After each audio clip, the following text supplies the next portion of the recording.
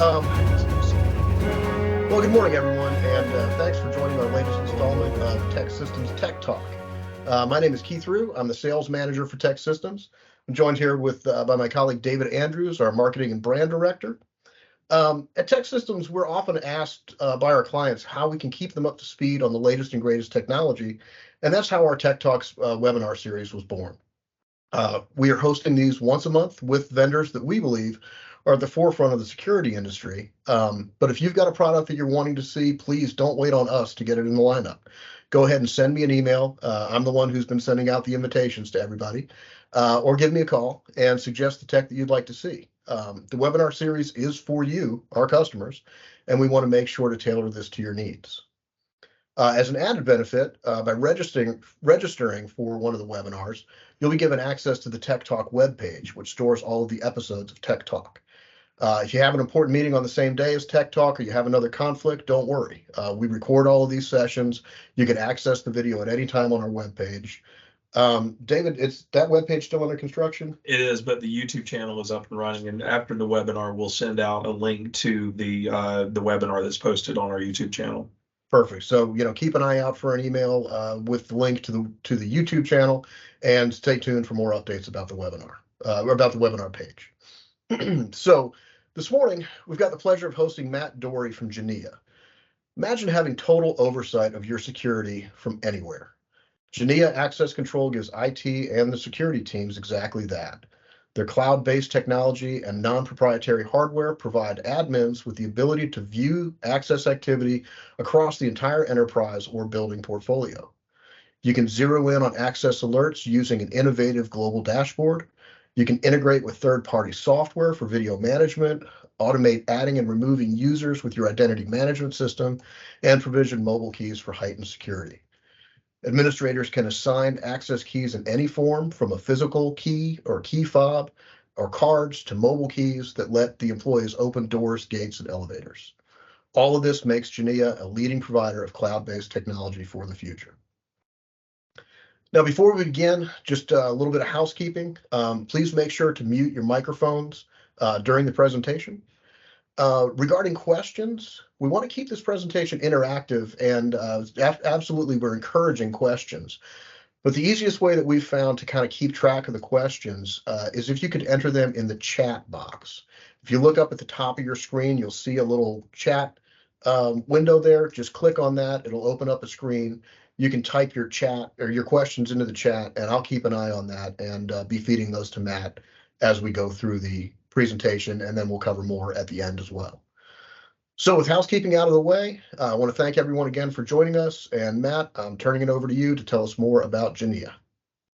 Thank you. Well, whoever, I'm assuming it's our marketing team that gave you that snippet of information. I was like, they kind of stole all my thunder from a verbal well, then, Matt, perspective. Thanks for presenting, and we'll talk to you next week. You guys can have 47 minutes of your day back and have a nice day. But at any rate, I appreciate everybody taking the time. Not that this is about me, but I would say that I've been in the security industry 23 years now after a military career. And as you probably all know, or everyone's realizing, technology seems to be going at a breakneck pace. And I had the pleasure of joining with some previous colleagues in the security industry here at Genea. So Genea is a newer brand in the security space, but there's a lot of new brands in the security space among other technology spaces. So I'm going to kind of go into a couple things that we would do differently, and probably not drill down into what I would call typical blocking and tackling of access control, because as we joke in the security industry, access control is relatively rudimentary. I mean, it opens and closes doors or gates or what have you, and then keeps a log of it, generically speaking. So I think it's the other abilities that a product gives you to sort of become part of your organization and help you keep it more secure and keep better flow and track of people and things through your organization. So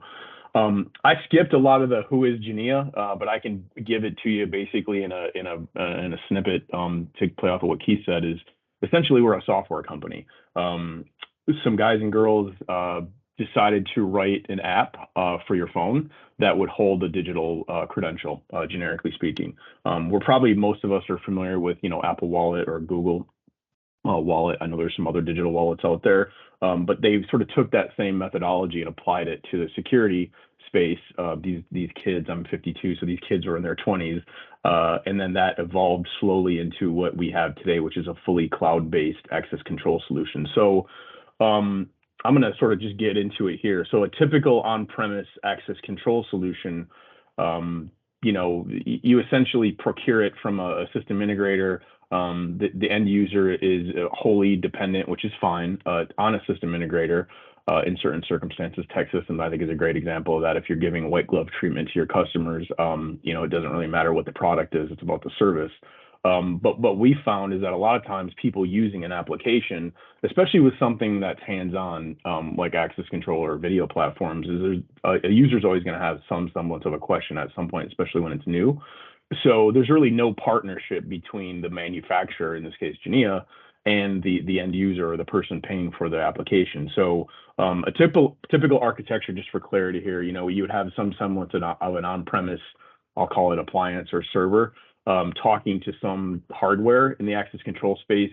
That's been a relatively closed dynamic, meaning, and I always use a phone analogy, where Apple's ecosystem is fantastic, but Apple's ecosystem is their hardware and their software, where an Android or Galaxy or Samsung or the other sort of end of the spectrum is a more open spectrum, right? Where you sort of pick your hardware and then you choose to use whatever flavor of OS that you like on it outside of the Apple ecosystem. So access control was more akin to the Apple world, where it was my hardware, my software, and that was kind of the end of the conversation. Today, that's a lot of that now is being sort of broken apart in a good way, where there's open source off the shelf hardware, both at the reader, the credential, the controller, and then the customer picks the software. So it's sort of not to use a pizza analogy, but I will, it's sort of like you can make it cater to your whim versus sort of this is what you get from a particular product. And then the openness of Mercury, which you see illustrated on this slide, affords the customer the ability to pick and choose different software manufacturers as they grow with their system. Maybe grow out of an application or want to transition to something else that's newer, that's maybe a cloud-based product.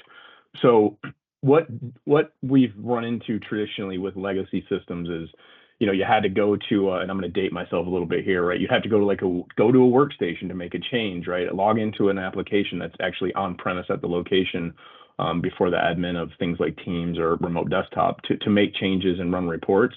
And then really know or terrible processes for removal or management of credentials. This picture here illustrates, a person using a badge, which is becoming, I think, a thing of the past in certain circumstances, which we'll get into.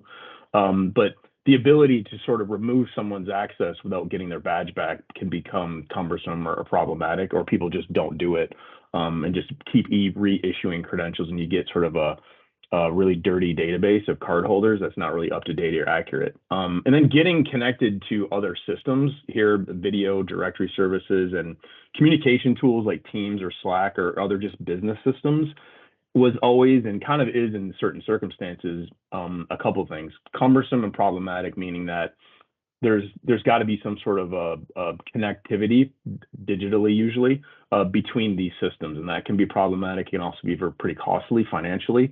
And then in most systems, and we probably all know this on the call if you've dealt with this, if manufacturer A upgrades and manufacturer B doesn't, it can sometimes break that integration.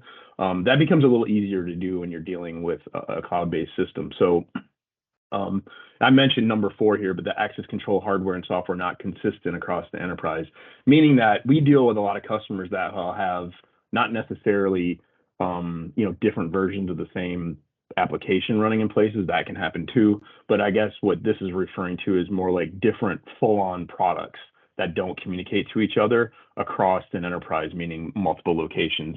One of the examples I would give is like a city in each of their different, municipality or utility buildings. They all have city employees, right, that are usually in a single database, but then they have to replicate those people in different databases because they're all using different software platforms for access control, among other things, in their enterprise. So it's easier to sort of put it under a global dashboard. And then The mobile piece, I think, depending on who you talk to, is gaining more and more popularity. Mobile meaning using your cell phone as a credential or having it be a digital wallet for your solution. So we've sort of streamlined most or all of these in a couple different ways, and I'll speak to them here. So I mentioned this earlier. If you're not familiar with Mercury, I would say it's probably the most prolific hardware manufacturer of the actual controller in your access control ecosystem. So it's where all of the components at the location are connected to. So the locking mechanism on the door, the reader, door position switches, panic buttons, etc. If you're doing elevator control, there's in and outputs for those on these controllers as well. But the real key benefit here, there's actually a couple, is that Mercury, makes these products, and then a myriad of software manufacturers use them as their controller for their system. So the benefit is, if you're using a Mercury topology in your access control, Genea being one of those software partners, you can sort of pick and choose your software vendor and not really have to rip and replace your whole infrastructure. So, and that's a huge benefit, right, from a future-proofing standpoint. The other thing that's of note here is that what we're running into more and more is the ability to upgrade components of your system, primarily the controllers, because they are an intelligent type of device. So they have firmware upgrades like your phone or like your laptop or like any other technology probably that you use on a daily basis. So Genea gets these updates regularly from Mercury, and we push those down to all of our partners that have a connected system to Genea.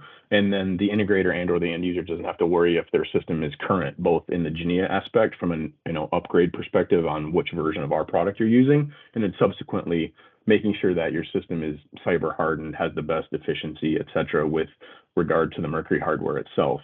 And all that's done with us. And then you can see here the other piece that I think is huge, and it's a differentiator between us and a lot of our competitors, is that we're leveraging tech systems in this case, to do the on-premise, installation, deployment, design, et cetera. But you, as an end user, would always have connectivity via the application, which I'll show you, to contact us with questions at a tier 1 level, meaning, simplistic things like, I forgot how to delete a card holder, or how can I issue someone another credential, et cetera. You can contact us 24/7, 365 through the application itself. And a human will help you through whatever obstacle you're trying to deal with on the software perspective. So it kind of gives I would say, a safety net, if you will, to the end user to make sure that you can get your questions answered once the system's deployed. I mean, I think we've all been used to, hey, I have a new product and I'm not really sure how to use it. That can happen. Or I get new people and I need to train them on how to use the system, and that can be problematic too. So here you kind of get the benefit of a Genea tier 1 software person reaching out, or connecting with you through the application to help you through whatever challenges you have, at the application level. And then the other nice piece is there's no dedicated portal to the system. So what I mean by that is there's no dedicated workstation. It's simply a browser that you'll see when I show you the product. And then if you want to use our mobile app, you can do some functionality through that beyond just being a credential, or any place you really have network connectivity and credentials to log into your access control system. To Keith's point, or to our marketing people's point, you can really manage your system and its users from anywhere. So as long as you have network connectivity, you have the ability to interact with the system. So some of the benefits, and there's a slew of them, right? And I would never sit here and say I'm a subject matter expert on the cloud, but I think adaptation of the cloud in security is sort of depends on who you talk to. It's probably tenuous or, subjective depending on who you talk to. But what I would say is that from a cloud perspective, all of the on-premise server, Windows application itself, the access control application itself, all gets put off of whoever's usually responsible for that plate, right? So none of that has to be dealt with because it's all being managed in AWS by Genea. So it's something that you just don't have to consider. The other big thing is upgrades kind of come with the solution. So what I mean by that is that since it's a cloud solution, as we make upgrades, and I'll show you that here in a second, you can take advantages of those. And you don't have to worry about upgrading your system because we're managing the hardware on premise from that perspective, and we're also making sure they're using the most current version of our application in the cloud. So I touched on the ability to control it from anywhere earlier. The integration to other services is I think huge. We do both on-premise and cloud integrations, and we'll see that here in a second. This one is huge, right? Avoid spending thousands of dollars and hours integrating with on-premise servers, right? So it's a way easier in some circumstances to connect cloud to cloud. A lot of our video partners are cloud solutions, so it's simply credentials into their application, and then you get the benefit of having these two systems talk relatively quickly. So synchronizing data, I think this is a huge one, right? I touched on it a little bit, but the ability to keep your system hardened and up to date just makes it a more efficient and secure system, right? Regardless of what you're talking about. In this case, we're talking about access control. We have a pretty extensive ability to do reporting, which I know is more important for different customers depending on how you're using the access system, and I'll show you that. We have templated reports, and then we can go in and sort of create your own or edit one of the ones we have now. And then finally, GSOC or someone doing a command center, if you will, the ability through our API or webhooks to let the access control system share data with other systems is huge as well. So we do that internally for a professional services perspective, or companies like Tech Systems have smart folks too that allow our system to talk to other systems as well. So we really support any credential. This question comes up a lot. I think it's top of mind for a lot of people looking to migrate their access control system and then really make it easier for the cardholder to use it, and then make it easier to manage, right? So we'll go into a couple of those things here, but the whole touchless experience, I think, became a big thing around the COVID time for obvious reasons. But even now, just the ability to go through a secured location without having to physically, pull your badge out of your purse or your backpack or your pocket, or even remember your badge in certain circumstances. People forget it, but most people have their phone arguably with them everywhere. So to enable the phone to be a digital credential holder is pretty powerful, and we do that natively. So you can see here that we support Apple Watch. We don't just work in the Apple ecosystem. We can support really, if you can download an app on your phone, you can use one of our digital credentials. And then you can see the other types of interactable credentials that someone may use, whether it's a button to let someone through a door, a physical key card, or key fob. And it's all fully supported through our different credential partners. So finally, this is one of the things that I found really interesting upon coming to Genea is that, the digital credential was gaining a lot of popularity, but it was complicated and sort of, kludgy, to use a technical term, to deploy, right? Meaning you would get ported maybe from your access control system into a third-party credentialing system like HID, just because it's referenced here. And then you'd have to have an account with HID and then sign up in HID's portal, and then that would then, port you to another system. So it was a lot of steps and a lot of panes of glass to go through. What Genea did a great job of is issuing credentials basically seamless through our application without having to be ported to a third-party credential like HID or Wavelengths or STID, or the partners we have. There's no porting to their application. You basically just do it all through Genea. It's one-click provisioning, and I'll show you that. And then the customer or the receiver or the cardholder gets an email essentially that you would see on your phone, and then you put it in Keychain, and Keychain is free. And then you just use your credential on your phone like you would a badge in your pocket. So, and arguably it's, I'm sure there's gonna be questions around this. Some people are questioning, I think, the legitimacy or security of cloud products. We can go into that, or I can send more information about sort of how we're securing from the facility all the way to AWS or Amazon's web service. And then the other piece is like, well, how secure is your credential on your phone? I mean, I would argue it's more secure because most people have a password on their phone, whether it's employer issued or your personal phone. And most of the time, you're not going to give your phone to somebody else, right? I mean, I think we'd all agree that if you have teenagers, you could justify the fact that they're never anywhere without their phone.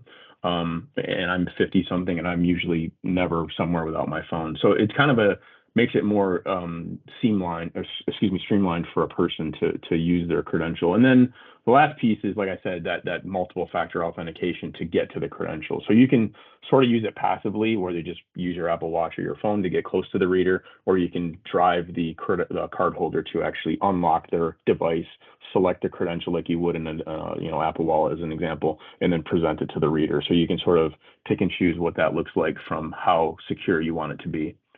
So that's the product. I think that's 8 PowerPoint slides. I try to keep it, I guess, to the point and clear there, but there's a lot to cover, and I want to make sure I get into the application. Keith, is this a good time to see if there's any questions at this point, or you want me to keep rolling? Yeah, we had a couple that popped up that I think it'd be good to talk about right now. Okay, perfect.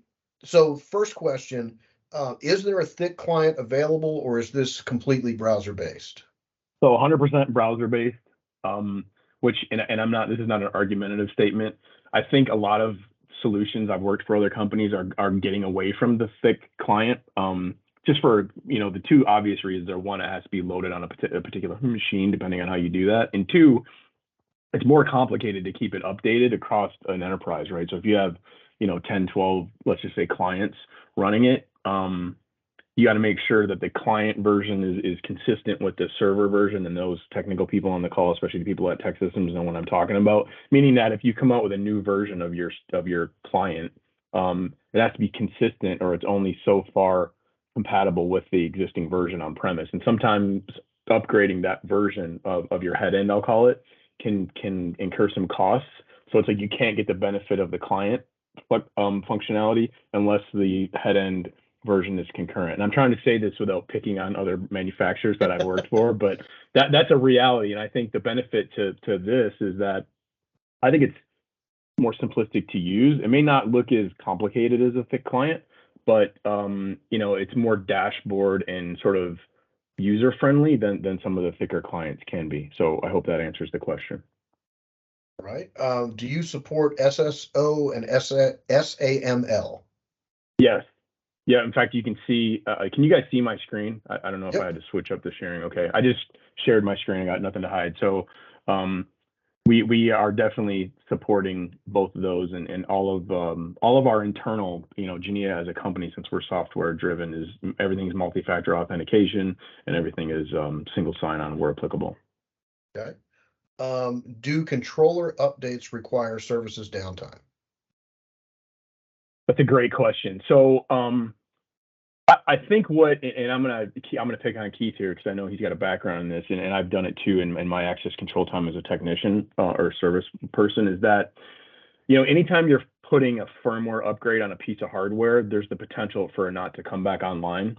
And that's a reality of cameras, of anything really, right? Even in our own homes, like you upgrade something and you're like, oh man, I got to take this back to the other version because something went awry. So what we do, if it's a larger deployment, and I could get you the definition of that, probably a set number of master controllers, and we can get into topology, is that we basically coordinate with the contractor, in this case Tech Systems, and say, hey, company X, Mercury put out a firmware update that's like sort of mandatory because it has like a security factor to it, maybe a cybersecurity facet to it. And we want to make sure we do this, but we want to make the customer aware that if we're taking these controllers on and offline, that how is it going to impact that customer? So it's definitely a conversation, and it's not automatic, I guess, if that answers the question. I'm just curious. All right. And then one more question for the demo there. Do you support segmentation within the environment? For example, site segmentation, user segmentation, etc.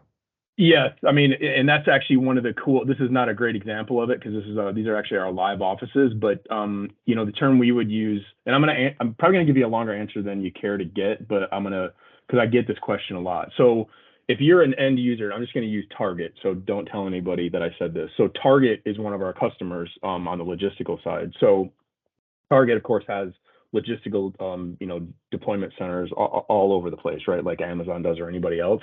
So it's like Target is the parent. So kind of like where you'd see global here. And then that would be all of Target's employees as an example. And then what you do is pair access levels of individuals to whatever geographical office they're associated to. So I'm going to use Michigan because I'm from Michigan. So the Detroit office, as you can see here, only people, in the Detroit office are going to have access to the Detroit location, but you can manage them in the Target, directory service, like you see at the top of the screen here. And then you can drill into each office like I can here. So I could go into the Detroit office and see specific data from the Detroit office. Or if I go to a global overview, you can see other alarms from, there's just a couple here, access denied for this person, but you could be able to see all of your alarms from all of your locations like you see here, or you can pare it down to particular locations. The only other thing I'm going to say, because I think it's pertinent here, is that we have the ability to tenant this. It's actually the same product, but it looks different. So imagine a high-rise building. I'll use the Georgia Pacific building in Atlanta because I've been in it a lot. The Georgia Pacific building, right? Whoever owns that building is, the property manager. So they would have the Genea account, and then they could actually issue credentials to each tenant inside their building. And instead of it just being, a drop down of different offices, because it's one building, it could be floors or tenants on each floor. So we can segment this really any way you want it to, whether it's location or floor or by individual. Hopefully that wasn't too long of an answer. No, I think that was good. Okay, now I think we can jump into the demo. Cool. So I like to start with the integration page because I've sold other solutions, again, that will go nameless. And a lot of times, anytime you are looking to do something outside of access control itself, there's, sort of a numerator or a cost associated in a lot of cases. And I'm sort of throwing a big blanket over the whole industry, but depending on the product that you pick and what you're trying to integrate to, sort of determines how much that's going to cost to do it initially and then maintain it over the course of its lifetime. So all of these directory services that you guys are probably familiar with on the call are included. And I'll get into how this is priced, but just for sake of argument here, we basically license a location. So I'm going to use my demo here. So our Detroit office and then our California office in Irvine, those would be considered two different sites because they're two physical different locations. And then we don't care about the number of readers that are at each location. So what the benefit to that is if you make an investment in a product like Genea, there's no sort of factor other than the hardware and installation that Tech Systems would take care of. There's no licensing of readers. So we're just, you license the location, in this case, Detroit or Irvine, and then we license cardholders, and I'll talk more about that in a second. But the sake of argument here, you basically go into this page, or we do, or Tech Systems does, and then you just set up your, Azure. I'm just going to use Azure as an example. And then what we do is basically map. Of course, they're asking me how I like the product. You basically map the person's condition within Azure or their role, depending on the terminology you want to use. And then you equate it to a name in the access control system.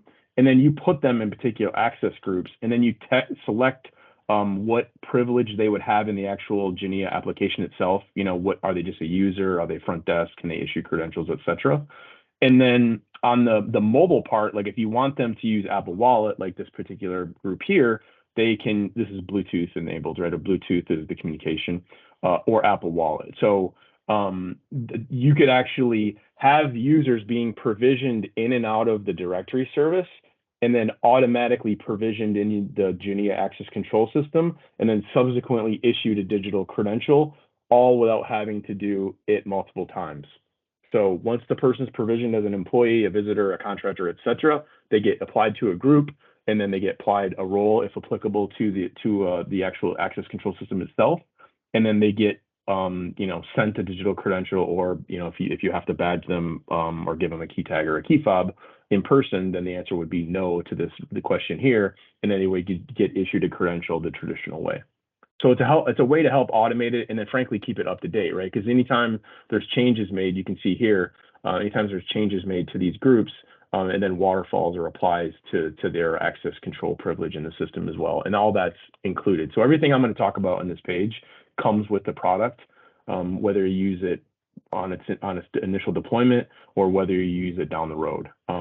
We talked about single sign-on already, so I don't think I have to cover that. Mobile access provider. So this is important because we get a lot of customers that get driven through our website to ask about digital credentials because, again, everyone's trying to do most things on their phone. Everything from TikTok to using your phone as a credential and everything in between. So we recently launched Apple Wallet. So we have a large customer that issues iPhones to its employees, and then they talked with us and Apple to get us to be able to issue digital credentials in the Apple Wallet. It's the most expensive credential, not to get into the weeds here on the finance piece of it, but know that there's an added cost that comes with the Apple digital credential, but we can do it. So with this customer's idea was like, if I'm going to issue someone a phone, it's a work phone, and then I'm of course make them have a password or use their face or whatever to get into the phone, and then they're going to be able to have their access control for whatever location they go to, and they're a global company. They can go to any of their offices, and as long as they have their work issued phone, they can get through the gate, into the parking garage, etc. So we also work with STID and wavelengths. HID has its own digital credential that can just be issued not into the Apple Wallet for people that don't have an Apple phone. And that's the keychain image that I showed you on the previous slide.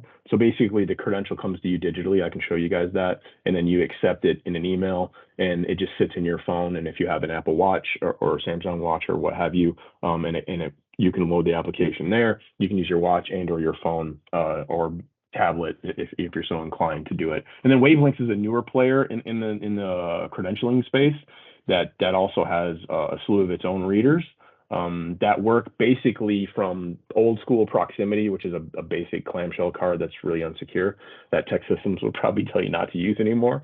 And then higher frequency cards that are more secure all the way into a digital credential. And then Wavelengths just launched their ability to issue credentials in Apple Wallet as well.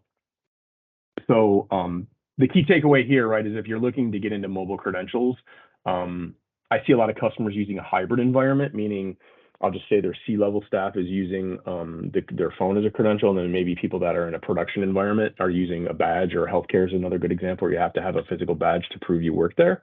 So it's a hybrid environment. The nice thing is that the readers can read sort of the whole gamut of credentials from the digital wallet on your phone all the way down to the old school key fobs, key tags, and badges. We also have the ability to sort of set up channels and teams, and I'm just going to show you guys my team's channel. Let me know if this pops up on your end. Can you guys see this, Keith? Yep. Yeah, we can see it. Okay, cool. So essentially, you can see what this does is it sort of emulates activity out of your Genea access control system. So like you can see here, this person's name, Mariah Avalos, she granted a quick grant at the door. So what that means is that someone probably called her and said, I can't get this through this door. And she did it. If you click view activity, it's going to basically take you right into the system. And then you can go see that activity from the time.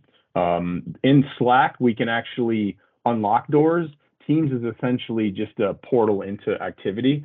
And then if there's a camera associated at the location, because the next category here is video management, you would be able to see the camera from the system in the Teams channel as well. I don't know if there's one here or not. Let me see if I can find one. Yeah, right here. So if you see this, this person there was access denied at this door. If I click view camera, it's going to port me into it's Meraki. It would port me into Cisco's camera system, and it would show me the camera from the same time of the activity. So that's kind of a nice way to allow people to see events in the access control system or be aware of them, but not, give them access through the dashboard that you're seeing here. And then we have a slew of video integrations. This is a common ask, I would say, in the security space, where I want to be able to sort of associate a camera, and you can see, for all those of you who don't know, a mix of these are cloud applications, and then some of these are on-premise. So just for verification, Milestone, Exact, and Salient are primarily on-premise solutions, meaning there's a recorder at the site. And then I'll just click into one of these so you guys can kind of see it. Essentially, what you do is you give your API token or your login for your video system, and then you basically pick a camera. So you can see here, this is one camera associated to two different doors. And then every time there's activity at that door, it sort of earmarks the activity in the VMS system and allows you just to go right to that camera at the time. So it's, I would argue it's basic integration, but it saves you from having to go between two different systems when you're trying to associate or verify an access control transaction from a video perspective. And some of these are different or better or more functional than others. Like Rhombus is an example, is a cloud solution. They can unlock doors in the Genea system, either from their application or then and we can manage their video system from ours, where Milestone, just as an example, pulls all of our activity into their client. Their smart client is the name of it. And then they can actually see the people going through the doors because they're managing the video, and then subsequently lock and unlock doors through the Milestone Smart Client. So some are different than others, but basically it's mirroring or matching a camera from a video system onto an access control point in the Genea system. Recently, we launched IP lock integration with ASA Abloy.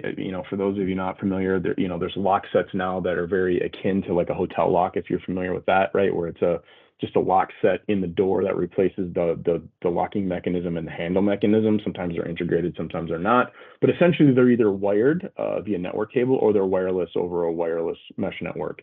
And the nice thing there is that you could secure a door wirelessly without having to, get cabling to if it's impossible or if it's just a problematic environment.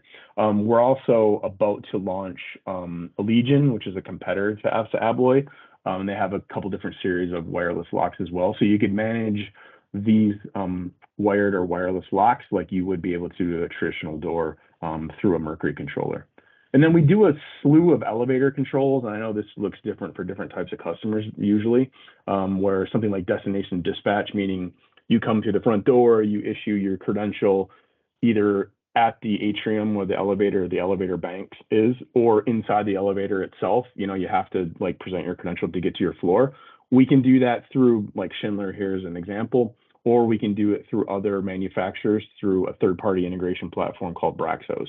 Now, the Braxos integration is not included because there's a fee associated to it from Braxos, because they essentially write a custom integration to the specific elevator that you're using. And then there's 2 points on visitor management. One is we leverage Envoy, which most people have heard of, or it's a pretty prolific one. So Envoy is integrated to us. They did it, so it doesn't show up here. But basically, once you make the reservation in Envoy, it just shares the information of the cardholder with us, and then the badge is created however it's dictated by the customer. It's a printed out badge, it's a sticker, or it's a digital credential.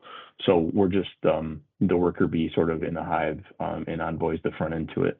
And then Splash and You Can Book Me are 2 other applications that basically create the reservation and then share the cardholder information with Genea so we can give them access to whatever workspace they're trying to gain access to.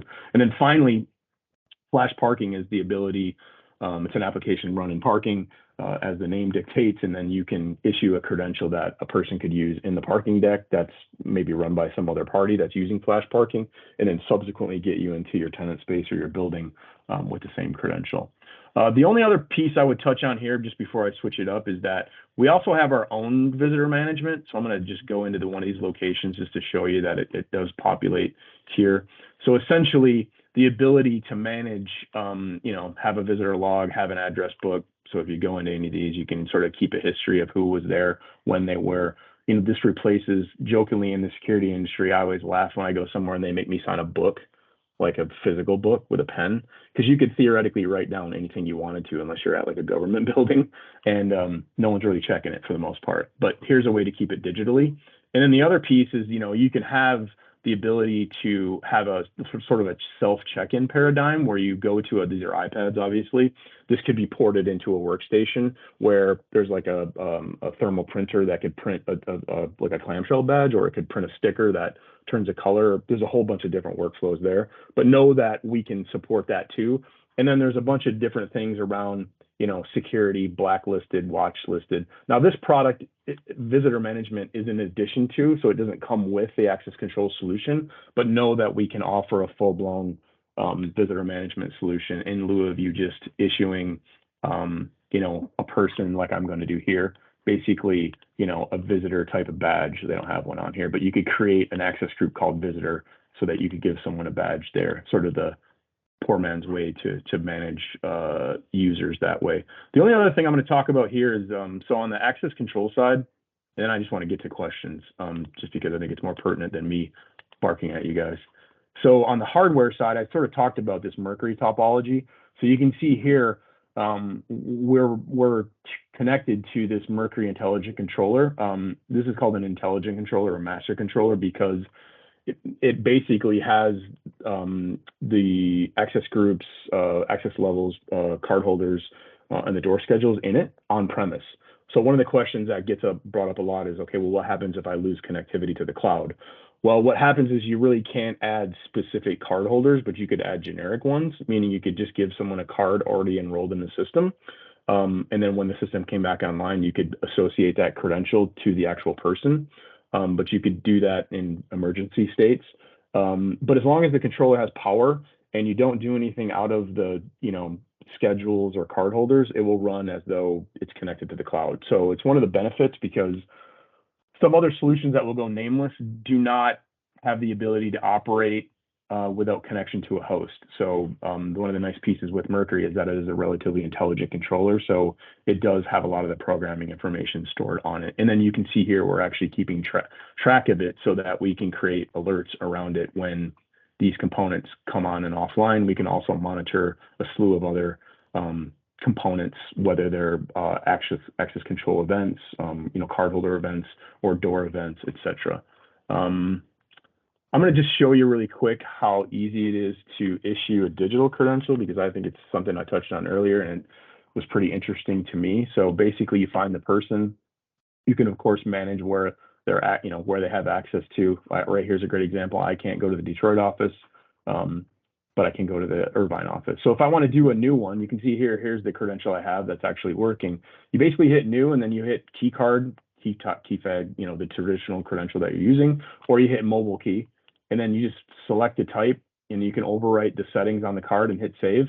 And it's sending me an email right now that I have a new digital credential, which you see right here, it says pending download.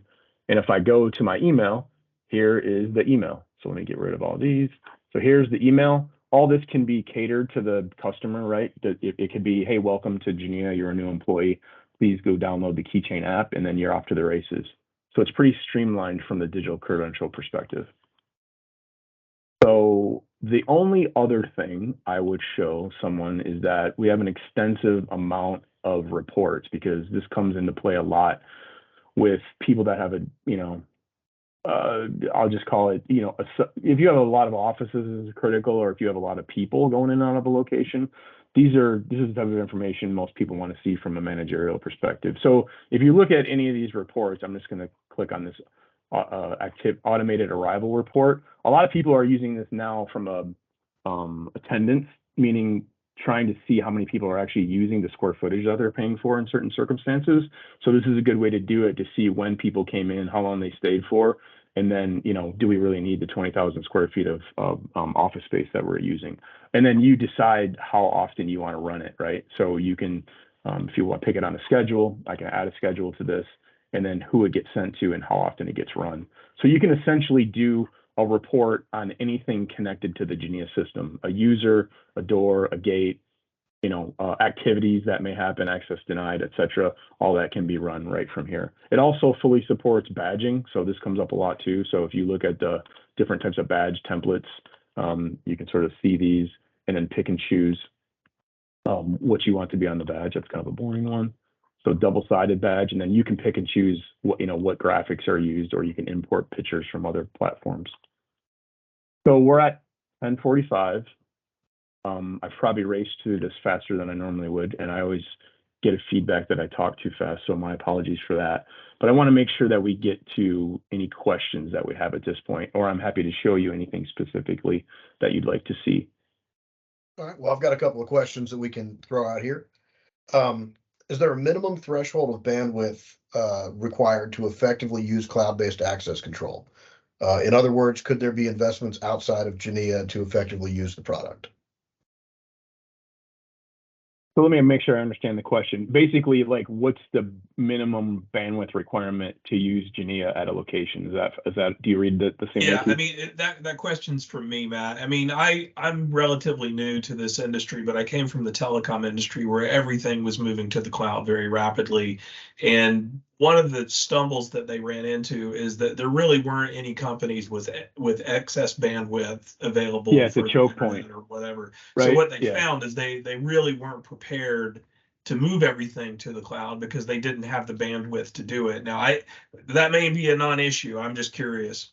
No, we have a customer. It's interesting that you bring it up, and I won't belabor. So I'll give you the generic answer. There is a megabits per second minimum. But the benefit to this is that as long as you have connectivity, because access control is very unlike video, and I'm just going to make a parallel there because video is, I think, plays into what you said. I think that was David speaking. Yeah. Is basically, there's a lot of data, and camera systems are all different, right? It's like pooling at some box on premise, or it's pooling it in the camera. It's only saving events, et cetera, et cetera. The nice thing here is that really all of the activity is being sort of kept here, and I can give you what the threshold of that is, but it's just transactions, right? So it's just data streams of who, what, where, when, and why with a timestamp, because that's how you get to the reporting piece of it. So from a throughput standpoint, it's almost negligible. In fact, we have a customer in Texas. It's a water authority, and they have pump stations that have, some places they don't have any, like they don't have any hardwired connection, so they're just going to get 4G or 5G hotspots, so that the master controller can be, the information can be updated by the user, meaning they could change card holders or change schedules through that connectivity. But it's not like a constant flow of data from the cloud instance to the master controller unless you're constantly making changes, right? So any change, and I'm sure this makes sense to everyone on the call, the only time you really need dedicated connections is if you want to change something. Because realistically speaking, if someone swipes at this kitchen door, it asks this panel or whatever have you. And if you're in the system, meaning your credential, and you fit the door schedule time, it's going to let you through. And then it batches it here, right? And then at whatever scheduled time when you program the system, it pulls that data back to the cloud to be kept for, like in this case, it's defaulted, I think, for 90 days. Yeah. So basically it defaults to 90 days. So that 90 days. You could probably do that on demand as well, right? Yeah. I mean, so like if if you said, hey, I have connectivity Monday through Friday, 8 to 5, then you would schedule sort of I'll just call it the upload of the transactions for that time frame. So it doesn't have to be online all the time. But like I said, I think the big caveat is, if the master controller, if you can't get to it because it's not online, you can't make changes. So that's just food for thought. But I mean, in today's landscape, unless you're in a really terrible location from a network connectivity, access control wouldn't be the hurdle. It would be video. Gotcha. Okay, thank you. Yes, sir. How do panels talk to the cloud? Outbound 443, inbound connections, TLS? TLS. But it's funny because I don't know whose question that is, but we were talking about this the other day. Actually, I have a slide. If you want, I can show it here because I'm not smart enough to know all that in detail. Let me find the slide here, because we talked about security, right? And I figured there would be somebody wanting to understand all of the nuance here. So let me go to this slide here. Can you guys see this? Yeah, yeah. So essentially, Mercury's talking to the Genea AWS cloud, and then, it's AES 256 is the encryption type for those of you not familiar. And then, where it's physically kept in a data center, like, what machines it's actually, they call them tenants, I think, wherever it's all TLS from the Mercury piece to wherever it's stored on a physical machine in the cloud, right? Or at a data center is probably a better way to put it. The other piece, and it's not really covered here, and we don't have to cover it, but it's really the connectivity and I think this is important if you're highly interested in security, is that now what we're getting into is, and I said this on the call with Texas Subs yesterday, it's like the most unsecure part of this really is the card holder, because they could give their credential to somebody, they could sell someone their PIN right there. That's how most of these systems become penetrated, is someone shares a password or they get hacked, right? And I'm not trying to pick on people, but it's a reality.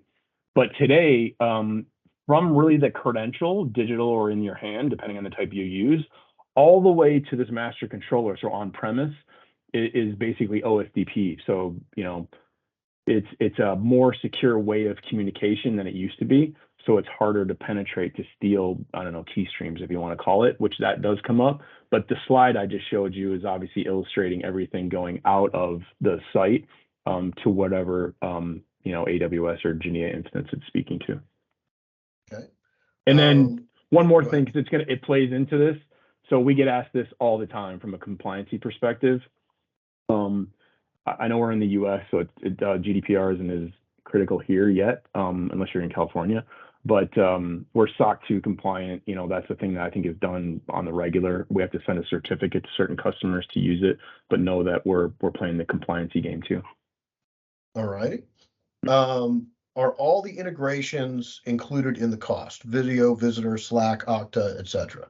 Yeah, everything that I showed here, and I'm you know, we'll go back to it. I won't go through each one, but essentially, all these integrations, there's an annual cost to Genea. It's basically per location, and then and these are for the taking. So actually, this is a live system. So you know, that's the other piece I didn't mention is really we would work in tandem with the end user and tech systems to understand what else is talking to Genea, just generally speaking, which is what this page shows. And then we, meaning Genea and tech systems, actually program all of that in tandem with the customer if their IT folks want to be involved in, you know, giving us access to their Azure or AD service, which is usually the case because it's, you know, they want to be security conscious of that. And then setting up the system so that all these things are connected to it is, you know, there's a setup fee for it. It's pretty minimal at this point. But the short answer to the question is the only other fee associated is credentials. So are you guys, I'm asking tech systems this, you guys cool with me showing, you know, basically MSRP pricing? Yeah, sure. Okay, I just make sure. I don't want to, back to our point earlier, I don't want to show stuff that people don't want to show, but I mean, and it's MSRP, so we usually show it on the regular. And this isn't going to show the whole story, but it'll be enough story to get people to understand it. So essentially what we do is we license a location. So like I used in my analogy with our offices, Detroit in California, right? So each of those offices has a fee, annual fee of $2,500, and that includes 50 people with a credential. And that could be everything from a digital credential, you know, from HID or wavelengths down to a key fob or a key tag that you buy from tech systems. And then everyone beyond that, and I'm just going to use this one just for the sake of not getting into the weeds. This is for additional digital credential users per year. So you can see here that it's ranged. And again, you get 50 with the base. And then each additional card holder, I'm just going to use the term card holder, or a person with a credential in the system, is this fee. And this fee here, I'm just going to use 18 because it's on the top. That actually, you could allow a person to have a digital credential in their phone or a badge. Now the caveat is Apple Wallet is more expensive than that. It's $24 or $26, excuse me, a year, because Apple has hidden fees like HID does, and I'm not picking on them. It's just a reality of it. And then wavelengths, or what in wavelengths does mobile too. It probably doesn't matter for the sake of this conversation, but it's an alternative to HID. They have digital credentials, and they can also support key fobs and key tags and badges as well. They do not charge an additional digital credential fee. It's basically half of this cost. So it would be $9 or $10 a year. So you can see where it's like a tiered approach on the type of credential you're using and from what manufacturer, because those manufacturers are charging Genea, just like Apple Wallet charges you to use their wallet. And it's just a reality of using those credentials. But I think the takeaway here is that we're monetizing people with a credential, not doors. And then the only other thing I would add here, and I don't know how applicable it is because I don't think Tech System does a lot of like really small SMB business. We just launched a pricing model that's basically for people that don't want to leverage all those integrations and they just want basic access control. It's basically $25 a month per door, and it comes with 500 non-mobile users. And that's not on the slide yet because we just launched it, I don't know, a week ago. So that's why I'm waiting for marketing to put it on a slide. So I guess the takeaway is number of locations, number of card holders, and then the type of credential they want to use is what I tell like tech systems if they call me and say, hey, I want to quote a project, how do I do it? The other thing I'll add here, just since we have the audience for 5 more minutes, is that if you have an existing Mercury-based system, you can, without a lot of pain, migrate that to a cloud-based Genea system. Now, Keith will back me up here. There's nuance to flashing the controllers and migrating the cardholder database, but it's not a complete rip and replace like it would be with an existing non-Mercury-based system. Got it. All right, we got a couple more questions and just 4 minutes to go. So I think there was one question when we were talking about integrations and additional costs. There was a question about cabling costs, and obviously cabling would still be required. There would be costs for that.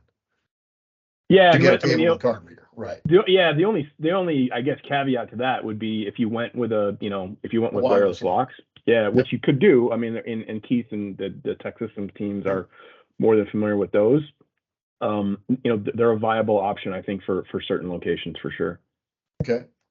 Can you talk to the readers via OSDP for configuration changes, or would you need to use BLE to do that? No, so depends. I mean, there's different. So like, and I'm not picking on wavelengths, so I hate to say names. So like wavelengths, we're working in tandem with them now to be able to not just use, a specific app, but be able to do the programming through Genea. And we do all this before it gets deployed. So it would be OSDP compliant when the reader and the controller gets sent to Tech Systems for deployment. We do that part. So OSDP is capable both with wavelengths all the way to the reader, I guess is the way I would put it to somebody.